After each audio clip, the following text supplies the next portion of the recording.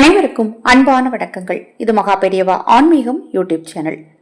22/8/2025 ஆவணி மாதத்தின் 6ஆம் நாள் வெள்ளிக்கிழமையில் அமாவாசை. இந்த அமாவாசை ரொம்ப ரொம்ப விசேஷமான ஒரு அமாவாசை. அமாவாசை அப்படிங்கிறது முன்னோர் வழிபாட்டிற்கும் பித்திரு தோஷத்தை கழிப்பதற்குரிய ஒரு முக்கியமான நாள். அடுத்தது குலதெய்வ வழிபாட்டிற்கு உரிய ஒரு முக்கியமான நாள்.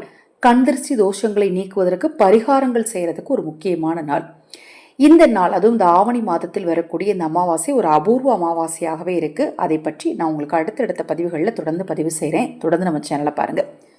நம்ம சேனலில் நான் போடக்கூடிய பதிவுகளில் உங்களுக்கு சந்தேகம் இருந்தாலும், பூஜ்ய பொருட்கள் உங்களுக்கு தேவைப்பட்டாலும், ஆவணி அமாவாசை என்று அக்ஷய பாத்திரம் உணவளிக்கும் திட்டம் ரூபாய் 30 மட்டும்.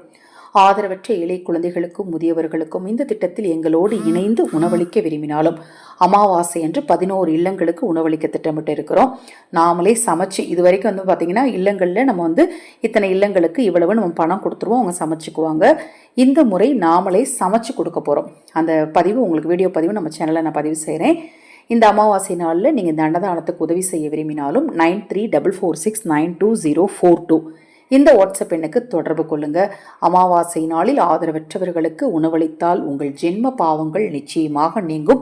முன்னோர்களின் அருளால் உங்களுக்கு நல்லது நடக்கும். இந்த நாளில் மறந்தும் பல விசேஷங்கள் பொருந்திய ஒரு அற்புதமான நாள்.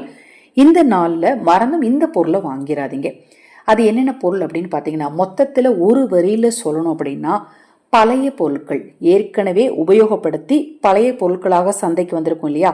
உதாரணத்துக்கு ஒரு வண்டி, பழைய வண்டி விலைக்கு வந்திருக்குங்க, வாங்கட்டுமா?